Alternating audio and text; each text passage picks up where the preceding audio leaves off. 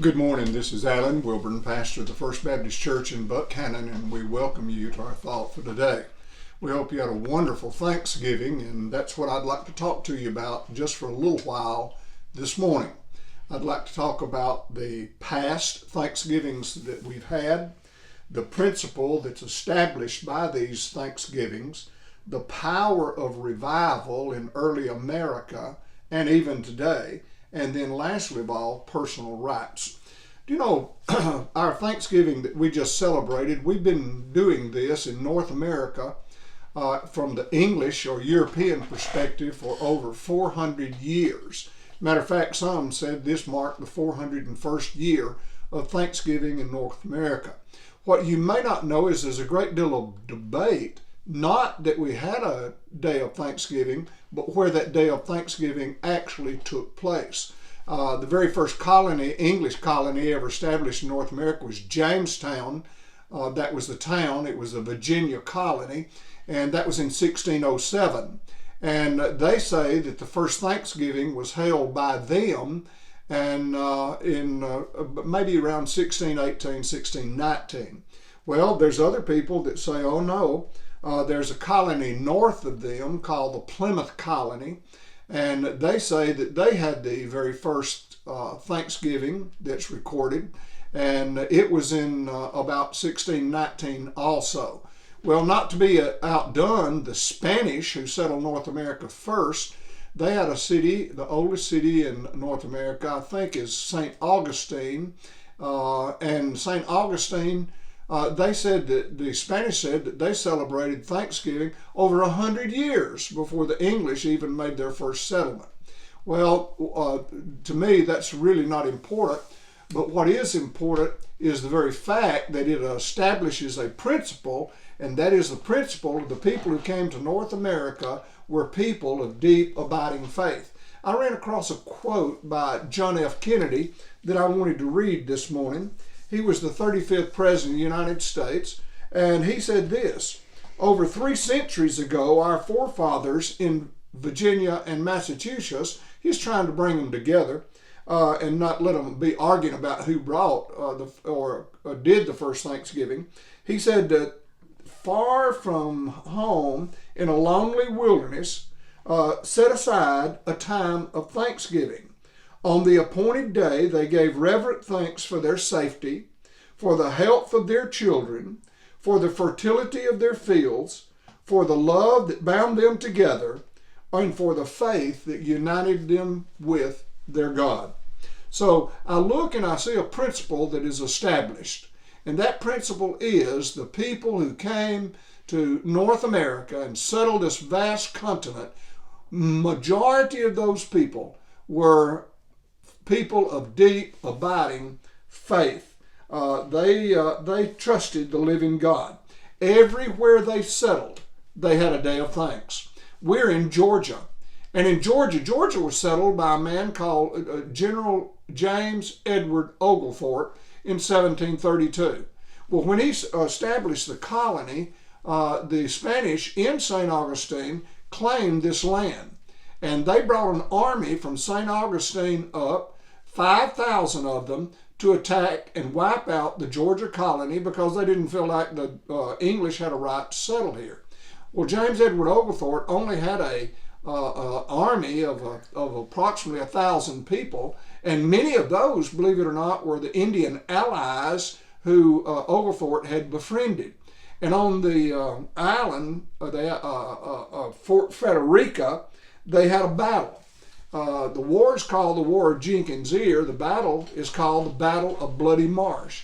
And in that battle, James Edward Oglethorpe won an overwhelming victory. The Spanish got back in their ship, sailed back to St. Augustine, and never attacked Georgia again. Many of the preachers in that day and age, they said, well, this was equivalent to Joshua winning battles over in the book of Joshua. It was a God-given victory. Well, the James Edward Oglethorpe and the people of Georgia decided that they needed to have a day of thanksgiving, and they proclaimed a day of thanksgiving and had a meal just like we do, and the Indian allies came and celebrated with them. Now, I said all of that to say that everywhere the English settlers went, they had a time of thanksgiving to the God that they believed in. It grieves my heart that we have people in America and all over the world called revisionists. They're historians who say, no, it's not exactly the way it's always been taught. And they're trying to rewrite and change history. They tell us that people who came to America were not coming for religious reasons. Well, I disagree with that. I know, and I'm not ignorant, I've studied history. I know that a lot of people came for a lot of different reasons, but many people did come for religious reasons. Let me just give you a few of the facts that I happen to recall and remember. Pennsylvania was settled by a man called William Penn. William Penn got a large land grant from the King of England, and William Penn was a Quaker. Well, in England and the United Kingdom, Quakers, they were persecuted. So William Penn established his colony. He established the city of Pennsylvania, and they came over here to escape religious persecution. In France, they had a group of Christians, they were French Christian Protestants, and they were called Huguenots, and they were being persecuted. France was a Catholic country. Catholicism was the state religion, and they persecuted. And many of those people came. A lot of those people settled right here in the state of Georgia. Others were scattered all over the original first 13 colonies. And then there were people called Moravians. The Moravians came, a lot of them settled in the colony of Georgia, the state of Georgia, and they came for religious freedom also. Also, a lot of Catholics, when the Church of England kicked the Catholics out and set up the Anglican Church, many of the Catholics were being persecuted. And a lot of those Catholics came and they settled in the colony and now the state of Maryland. Jewish people, Jews were being persecuted all over Europe, especially in France, in a certain period of time. And these people decided, that many of them, that they would come to America and they would settle. And all of these people came because they had deeply religious commitments and they wanted to escape persecution. They came here to settle. So we see the principle established is that many of the people who did come for deeply religious reasons. And then I see the power of revival. In early America, in the 1730s and 1740s, a revival called the Great Awakening swept America. It was led by people like George Whitefield, Jonathan Edwards, John and Charles Wesley, the founders of the Methodist Church, George Tennant, and many other local ministers like myself that were not extremely well known, but they began to preach and people began to have a revival. And what is amazing about that revival is the impact that it had on the young fledgling colonies. It so impacted the American leaders that when the American Revolution came along, these people wanted freedom, especially the freedom to worship. Later on, when the Declaration of Independence was signed, I believe there were 56 signers of that. And overwhelmingly, the majority of all of those men had been influenced by this powerful revival called the Great Awakening. And they were signers of the Declaration of Independence. Just a few years later, when the United States Constitution was written, a lot of the people who wrote that Constitution said, we can't support this. And the reason we can't is because there is no Bill of Rights. There's no individual rights listed in this Constitution. And the writers of the Constitution assured those people that if they would vote this government in, the first thing they would do is include a Bill of Rights. And they did. It's called the First 10 Amendments to the United States Constitution. And all of those amendments are important. They're personal rights, guaranteed the personal rights that you and I have as Americans. There's 3 of those rights, though, that are critical. There's 3 personal rights that the Constitution guarantees that if we do not have those rights, all the other rights will fall by the wayside. The freedom of speech, freedom of religion, and right to bear arms. And do you know all of those three rights are under major assault today? I cannot help but think about the freedom of speech. You know, on university campuses and colleges across America, if a person comes in that has views that are different from the political correctness that's found on that college campus or university campus, a lot of times those people are not allowed to come. Quite often, people will come to the meeting and they'll literally stand up and shout down that person. Instead of being a place where debate is encouraged, where discussion is encouraged on different ideas, where they be political or social or whatever they be, they want to shut it all down. That's an attack on free speech. And I cannot help but think about this past election we've just come through, about our social media. I'm not going to mention the social media, but you use it. You know what I'm talking about.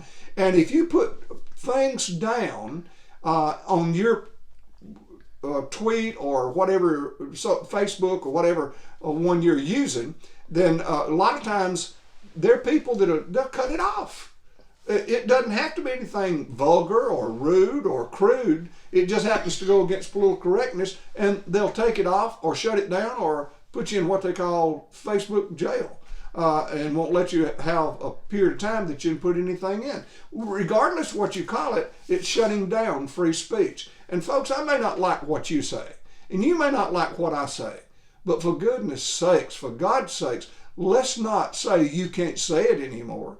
I don't think people ought to be able to say things that incite violence and riots and these kind of things, but I do believe that people ought to have the right for free speech. If that right falls, then we're going to see some major problems with our other rights. Secondly of all, the freedom of religion.